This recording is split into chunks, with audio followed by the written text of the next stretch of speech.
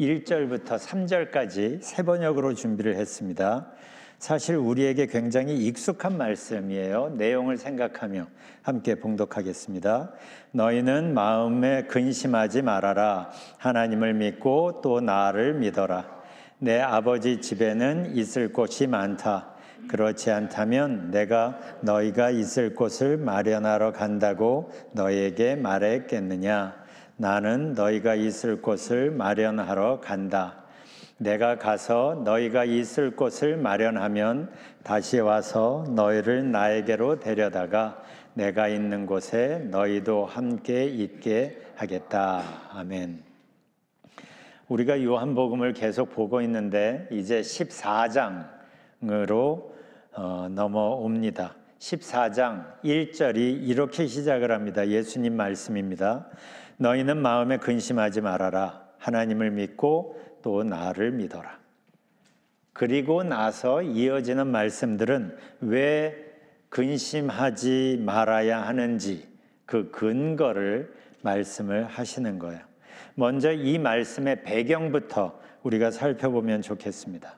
우리가 지난주, 지지난주 요한복음 13장을 같이 나눴죠. 예수님이 제자들과 마지막 유월절 식사를 하셨어요. 식사 중간에 예수님이 일어나서 허리에 수건을 두르시고 제자들의 발을 직접 씻겨주셨어요. 다시 자리에 앉으셔서 제자들에게 말씀하십니다. 내가 너희의 발을 씻긴 것 같이 너희도 서로의 발을 씻기는 것이 마땅하다. 낮아짐과 섬김의 삶을 따르라고 말씀을 하시는 거예요. 이 정도만 보면 분위기가 나쁘지 않은 것 같아요. 그런데 사실은 그날 저녁 분위기는 우리가 생각하는 것보다 훨씬 더 심각했습니다. 그 다음 13장 21절을 보면 예수께서 마음이 괴로우셔서 이런 표현이 나와요. 당신이 지실 십자가 때문에 괴로운 것이 아니라 가룟 유다 때문에 안타까워서 마음이 괴로우셨어요. 마음이 괴로우셔서 이어지는 부분에서 예수님이 이렇게 말씀하십니다. 내가 진정으로 너에게 말한다. 너희 가운데 한 사람이 나를 팔아 넘길 것이다. 다른 제자들은 다 모르죠. 유다는 알겠죠. 예수님은 유다에게 다시 돌이킬 기회, 마음을 돌이킬 기회를 주시려던 것 같아요. 마귀가 그의 마음에 예수님을 팔아 넘길 생각을 넣었다고 해도 그 결정은 유다가 하는 것이니까 다시 한번 그에게 후회하지 않을 만한 결정을 할 수 있도록 기회를 주신 거죠. 그리고 나서 33절에서 유다는 나갑니다. 나갔더니 밤이었다. 이런 표현이 참 의미심장해요. 유다가 나가고 33절에서 예수님께서 어디론가 떠나실 것 같은 뉘앙스의 말씀을 하십니다. 33절을 현대인의 성경으로 보면 내가 너희와 함께 잠시만 더 있겠다. 너희가 나를 찾겠지만 내가 가는 곳에는 너희가 올 수 없다. 그러니까 베드로가 물어요. 주님 어디로 가십니까? 예수님이 대답합니다. 내가 가는 곳에 내가 지금은 따라올 수 없으나 후에는 따라올 것이다. 그러자 베드로가 큰 소리칩니다. 주님, 지금은 왜 따라갈 수 없습니까? 주님을 위해서라면 제 목숨도 버리겠습니다. 저는 이 베드로의 말이 진심일 거라고 생각합니다. 그런데 예수님이 이렇게 말씀하시죠. 내가 정말 나를 위해 내 목숨을 버리겠느냐? 내가 분명히 너에게 말하지만 닭 울기 전에 내가 3번이나 나를 모른다고 말할 것이다. 예수님이, 사랑의 예수님이 왜 이렇게까지 콕 집어서 말씀하셨을까가 참 궁금해요. 베드로에게 무안 주려고 그러시는 것 같지는 않아요. 복음서에서 보여주는 예수님의 성품을 보면 이거인 것 같아요. 베드로는 지금 진심으로 말하는 겁니다. 그런데 문제는 그 진심이 생각보다 약하기 때문이에요. 아무리 진심이라고 해도 그 의지라는 게 한계가 있고 약한 걸 베드로는 모르는 거죠. 예수님은 그게 보이는 거고. 나의 한계와 나의 의지의 약함을 직시하고 알아채려야 절실하게 하나님을 구하게 되는 거예요. 그런 뜻으로 이렇게 보여 말씀하신 것 같아요. 아무튼 이런 분위기, 이런 대화가 오고 가는 그날 저녁의 분위기를 한번 상상해 보시기를 바라요. 제자 중 한 사람이 예수님을 배반할 거라고 하십니다. 지금 예수님은 어디론가 떠나실 것처럼 말씀하십니다. 베드로는 예수님을 부인하게 될 거라고 하십니다. 이런 얘기를 듣는 다른 제자들의 마음이 어땠겠어요? 무슨 상황인지 지금 이해가 도무지 안 되고 무슨 일이냐고 묻기도 두렵고 그들의 마음이 굉장히 복잡했을 것 같아요. 바로 그 상황에서 예수님이 하시는 말씀이 14장 1절이에요. 원래 성경에는 장수, 절수의 구분이 없습니다.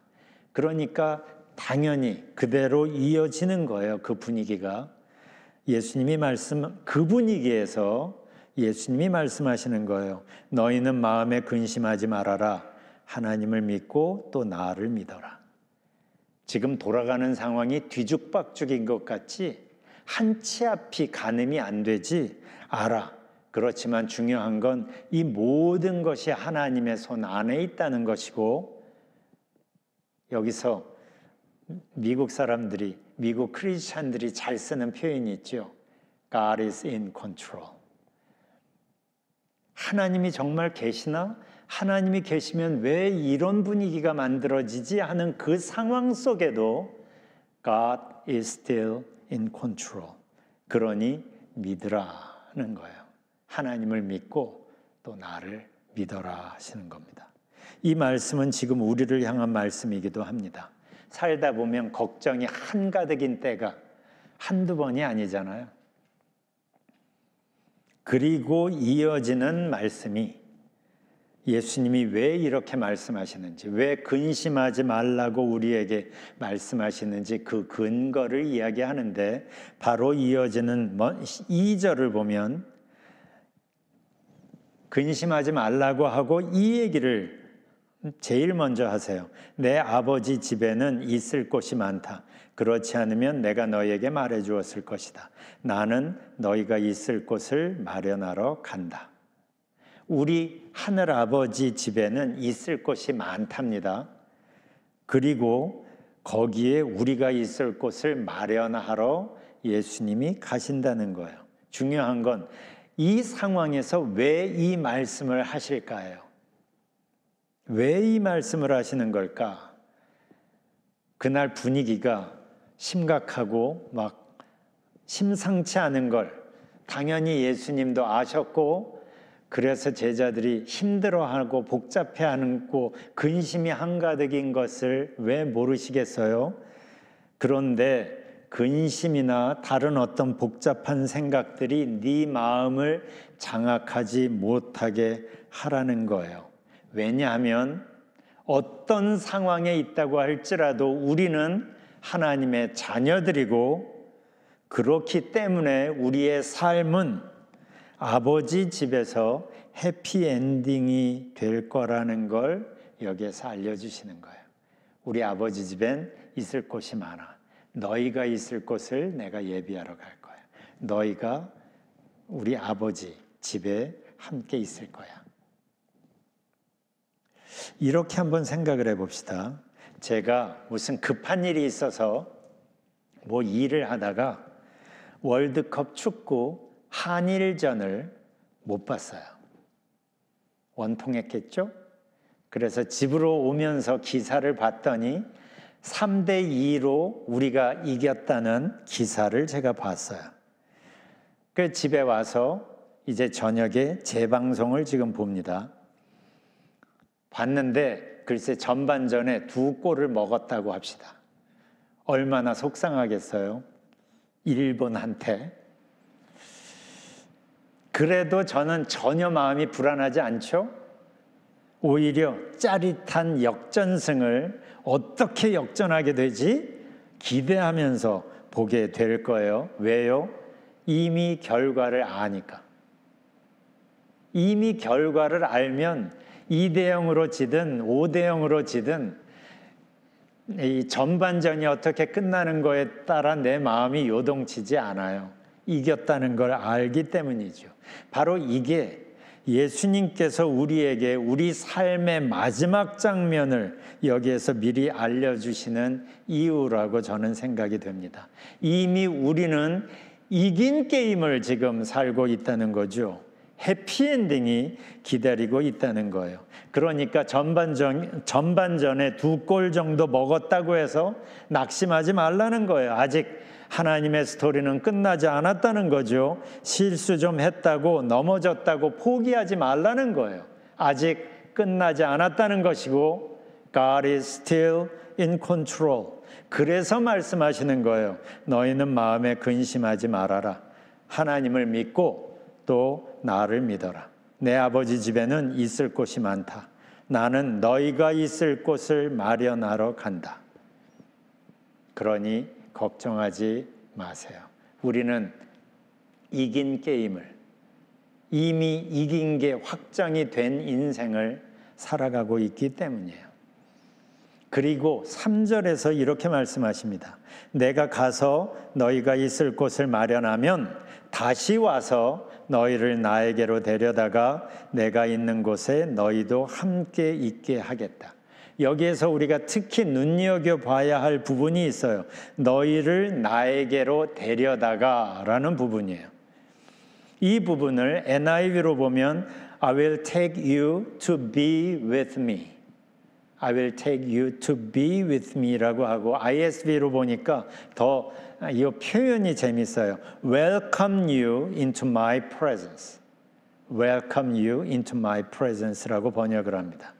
여기서 이 부분에서 요한복음 14장 요 앞부분에서 예수님이 하시는 말씀에서 그 표현들을 보면 그 초점이 장소에서 예수님 자신으로 바뀌는 걸 볼 수가 있어요. 맨 처음엔 아버지 집을 얘기하다가 그 다음엔 너희가 있을 곳 거처를 말씀하시다가 여기서는 나에게로 데려온다고 지금 말씀하시는 거예요. Welcome you into my presence라고 말씀하세요.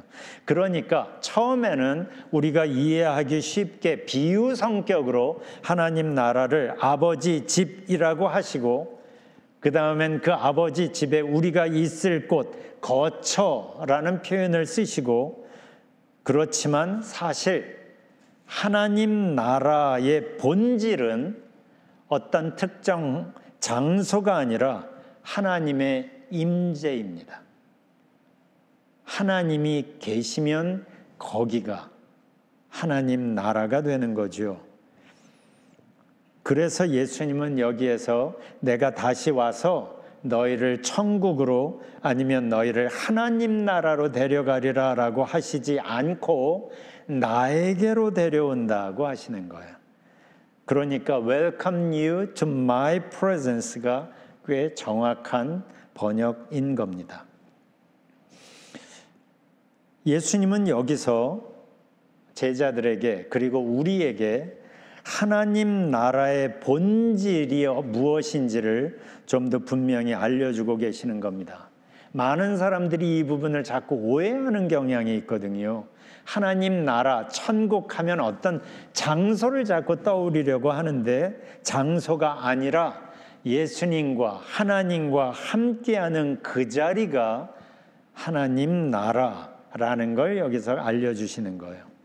우리가 전에 여러 번 불렀었죠. 찬송가 438장이 바로 이걸 고백하죠.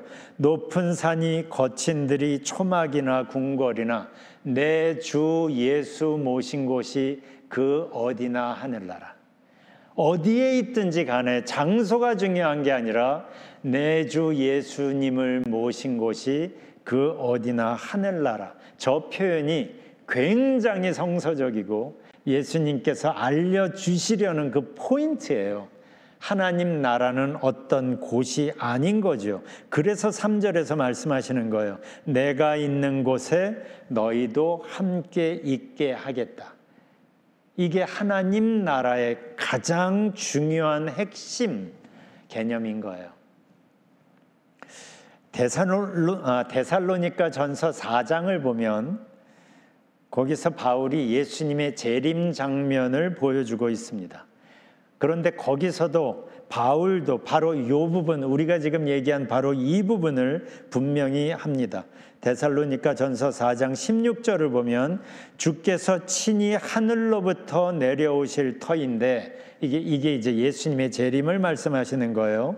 그러면 그때 그리스도 안에서 이미 죽은 자들이 먼저 일어나고 17절 그런 다음에 아직 살아남아 있는 우리가 그들과 함께 구름 가운데로 이끌려 올라가 공중에서 주를 만나게 될 것입니다. 그리하여 우리는 영원히 주와 함께 있을 것입니다. 여기 잘 보세요. 예수님이 다시 오실 때 우리가 공중으로 들려 올려질 거라고 합니다. 이걸 휴거라고 하죠. rapture. 휴거라는 표현이 성경에 나오지는 않았지만 이 부분을 그렇게 표현을 합니다. 그런데 여기서 중요한 건 휴거냐 아니냐 이런 게 중요한 게 아니라 그렇게 들려 올려져서 천국으로 갈 거라고 하지 않고 이렇게 표현하는 거예요. 공중에서 주를 만나게 될 것입니다. 이게 하나님 나라의 본질이에요. 공중에 초점이 있는 게 아니에요. 주를 만난다는 데 초점이 있는 거예요. 주님을 만나면서 지금은 우리가 성령을 통하여 주님과 교제하지만 저기에서는 예수님을 얼굴과 얼굴로 맞대어 만나는 거예요. 거기서 만나면서 우리는 하나님을 더욱 깊이 분명히 진하게 경험하기 시작되는 거죠. 그리고 바울도 말합니다. 그리하여 우리는 영원히 주와 함께 있을 것입니다. 어디에 있는가가 중요한 게 아니에요. 주와 함께 있을 것입니다. 영원히. 그렇다고 해서 예수님이 말씀하시는 하나님 나라를 미래 시제로만 이해하면 곤란합니다. 거기에서 그렇게 완성이 되겠지만 예수님께서 팔레스타인에 오시면서 하나님 나라는 이미 시작이 되었죠. 거기서 시작이 되고 지금 진행이 되고 지금 저 부분은 완성이 되는 부분을 지금 이야기하고 있는 거예요. 우리는 지금 현재, 지금을 살고 있죠. 그리고 예수님도 하나님 나라를 현재로 우리에게 소개를 합니다. 예수님은 지금 우리와 함께 하시고 지금 우리 안에서 변화를 만들고 계시죠. 그래서 예수님에게도 그리고 우리에게도 지금이 중요해요. 지금. 그래서 요한은 8절부터 그러니까 요한복음 14장 8절부터 예수님과 빌립과의 대화를 우리에게 보여줍니다. 빌립이 묻습니다. 주님, 우리에게 아버지를 보여주십시오. 그러면 좋겠습니다. 여기서 우리에게라고 한 걸 보면 빌립과 예수님 단독 면담 자리가 아니에요. 다 같이 있는 자리에서 지금 얘기하는 거예요. 지금 빌립에게 중요한 건 지금이라는 시점이에요. 그러니까 그 요청에 예수님께서 제자들에게 중요한 걸 두 가지를 이어서 알려주십니다. 첫 번째 내용은 예수님 안에 하나님께서 함께 계신다는 사실을 알려주세요.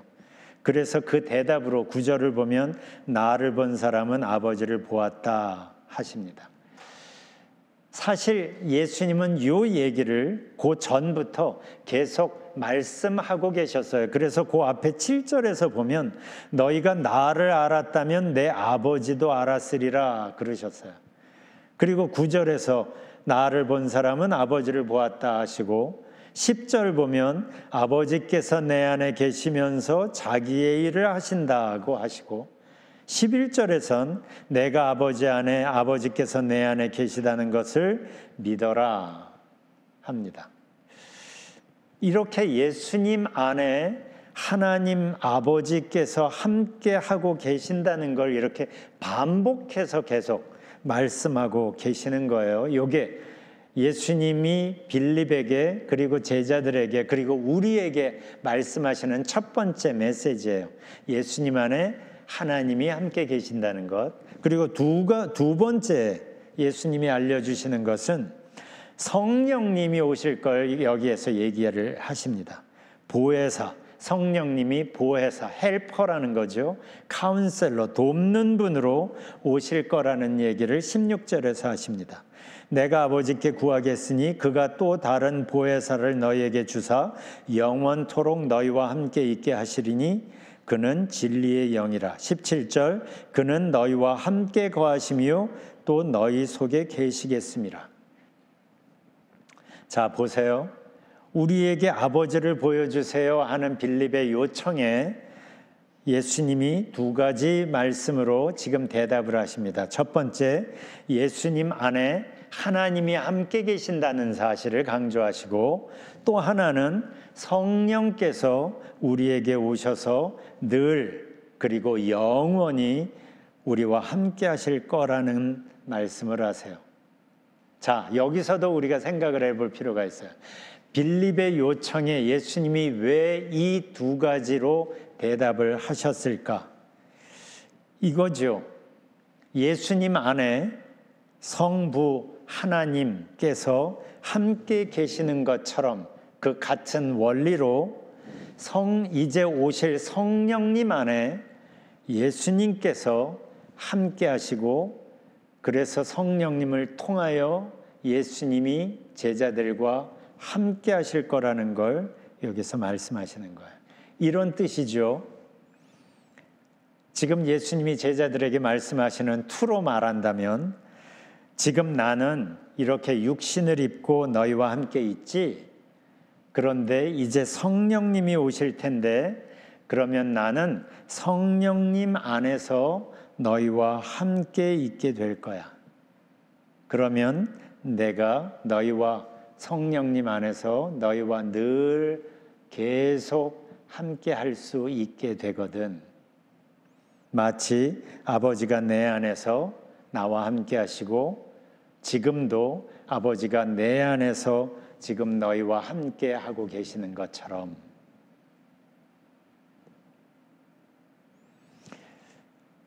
원래 삼위일체라는 교리는 참 이해하기 어렵습니다. 성부 하나님과 성자이신 예수님과 성령 하나님 사이에 이러한 놀랍고 친밀한 관계, 그리고 그 세 분의 하나 되심은 우리가 지금 육신을 입고 이 3차원의 공간에서 사는 우리의 경험으로서는 이해하기가 쉽지가 않습니다. 그래서 믿어라 하시는 거죠. 믿어라. 그런데 로마서 8장 9절 10절에서 바울이 성령 안에서 우리가 경험하는 변화를 설명하는 과정에서 성부, 성자, 성령의 관계를 슬쩍 보여주십니다. 이 부분을 우리가 조금 더 들여다보면 이해가 조금 되지 않을까 싶어요. 자, 로마서 8장 9절을 먼저 봅니다. 이게 좀 복잡해요. 그러니까 잘 한번 보세요. 하나님의 영이 여러분 안에 살아 계시면 여러분은 육신 안에 있지 않고 성령 안에 있습니다. 누구든지 그리스도의 영이 없으면 그리스도의 사람이 아닙니다. 이 표현을 먼저 보세요. 바울은 성령을 하나님의 영이라고도 하고 끝에서 보면 그리스도의 영이라고도 합니다. 같은 성령을 이렇게 표현하는 거예요. 이렇게 표현할 수 있다는 거죠. 이게 성령과 하나님, 성령과 예수님 사이의 어떤 관계를 이렇게 보여주고 있어요. 그런데 하나님의 영이 안에 살아계시는 사람의 특징을 설명을 합니다.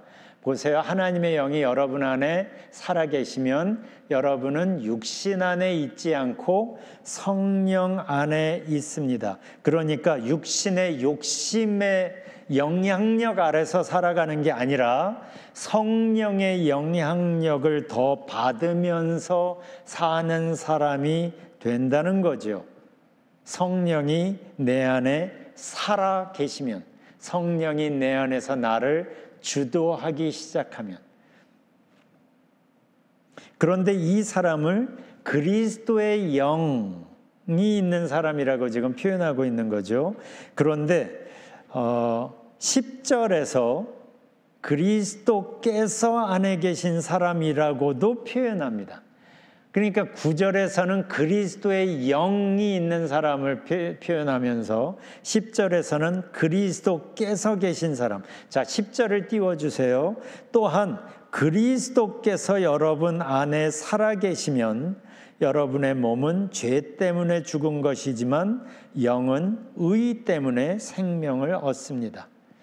그러니까 여기서 그 9절에서는 그리스도의 영 얘기를 했다가 여기서는 그리스도가 함께 계시는 사람, 그리스도가 내 안에 살아계시면, 그리스도가 나의 마음과 삶을 주도하시면 그때 우리가 경험하게 되는 엄청난 결과를 여기에서 이야기하는데, 영은 의 때문에 생명을 얻습니다. 이렇게 표현을 합니다. 여기서 말하는 의는 도덕적인 의로움을 말하는 게 아닙니다. 적어도 성경에서 말하는 의라는 개념은 도덕적인 의가 아니라 하나님과의 관계에 관한 설명의 표현이에요. 그러니까 예수님을 내가 믿음으로, 예수님 때문에, 예수님을 통하여 하나님에게 내가 받아들여졌다는 것, 하나님과 다시 연결되었다는 걸 표현하는 단어가 의예요. 그러니까 성경이 말하는 의는 도덕적으로 깨끗한 사람을 말하는 게 아니라 하나님과 관계가 회복된 사람, 하나님과 함께 사는 사람, 하나님에게 억셉트가 된 사람을 말합니다.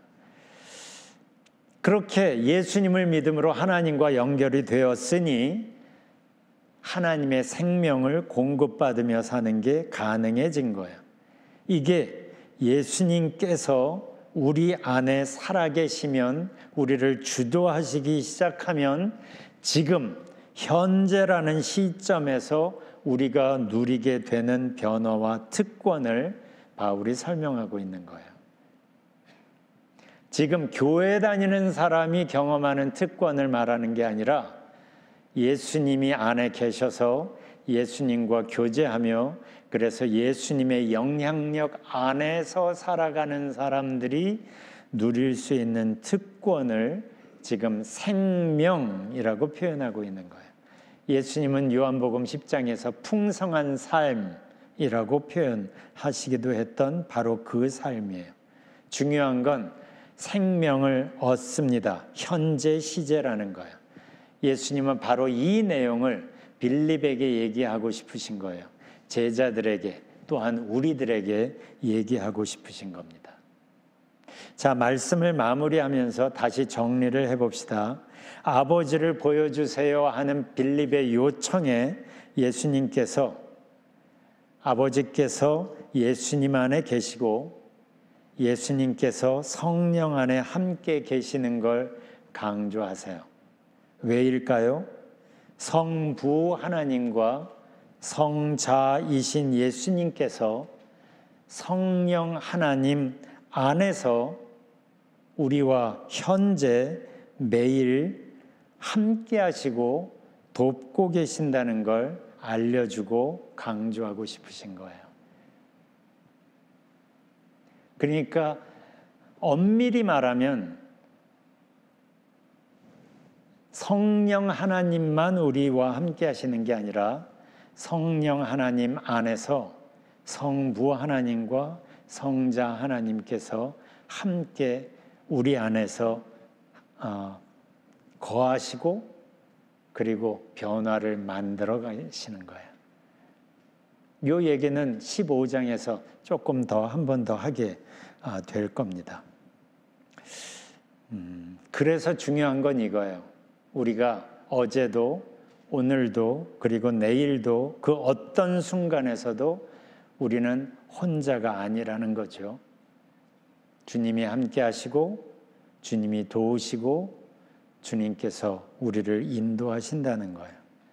그리고 우리가 좀 전에 나눈 것처럼 이미 우리는 승리가 확정된 인생을 살아가고 있는 거예요. 그리고 이 땅이 끝이 아닌 거예요. 그래서 예수님이 제자들에게 그리고 오늘 이 아침에 우리에게도 말씀하십니다. 너희는 마음에 근심하지 말아라. 하나님을 믿고 또 나를 믿어라. 이게 이번 주 제가 여러분에게 추천하는 요절이에요. 주보에 나와 있는. 별로 어렵지도 않죠? 아예 외워버리세요. 그리고 여러분이 식사할 때, 운전할 때 자꾸 되뇌이세요. 저 말씀을 묵상하면서 오늘 이 아침에 우리가 나눈 이 말씀들을 돌이켜보시기를 바랍니다. 왜냐하면 여러분 한 분 한 분은 너무나 특별한 분들이에요. 왜요? 예수님이 십자가를 지시면서 우리를 사신 분이잖아요. 그렇게 비싼 대가를 지불하고 우리를 사신 그렇게 특별한 존재들이에요. 그러니까 하나님이 멀리서 구경만 하시겠어요? 찾아오셔서 헬퍼로, 돕는 자로 우리를 계속 인도하고 계시는 거예요. 상황이 뒤죽박죽인 것 같아요. 그렇지만 기억하십시오. God is in control. 그래서 예수님이 말씀하시는 거예요. 너희는 마음에 근심하지 말아라. 하나님을 믿고 또 나를 믿어라. 이 시간에 저렇게 우리에게 말씀하시는 예수님 앞에 나와서 잠시 시간을 가졌으면 좋겠습니다. 함께 기도합시다.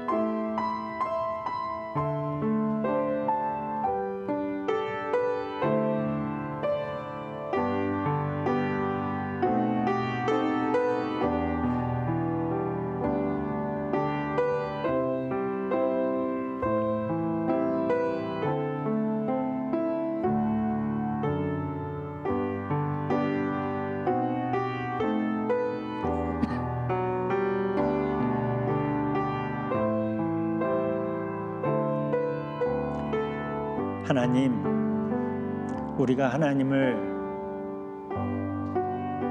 믿으려고 하는데 쉽지가 않을 때가 종종 있어요. 이 세상 돌아가는 게 뒤죽박죽이고 왜 이런지 이해가 안 될 때가 많아요. 성경을 읽어도 잘 모르겠는 부분들이 너무나 많아요. 그렇지만 한 가지 분명한 것은 하나님께서 우리를 사랑하신다는 거죠. 하나님께서 저 엄청난 십자가라는 대가까지 지불하시면서 우리를 붙잡으셨다는 거죠. 우리를 놓치지 않으신다는 거죠. 우리와 함께 하신다는 거죠. 다른 것들은 다 모르겠지만 God is still in control. 주님께서 지금 함께 하시고 주장하시고 이미 승리가 확정된 우리의 인생을 인도하고 계신다는 사실, 그것을 우리가 믿습니다. 주님과 이 한 주를 동행합니다. 매일매일 순간순간을 살아가며 우리가 어떤 상황 속에서도 혼자가 아니라는 것을 알게 하시고 우리의 마음을, 우리의 삶 전부를 하나님께 올려드리며 주님과 동행하는 이 한 주가 되게 하여 주옵소서. 예수님 이름으로 기도합니다. 아멘.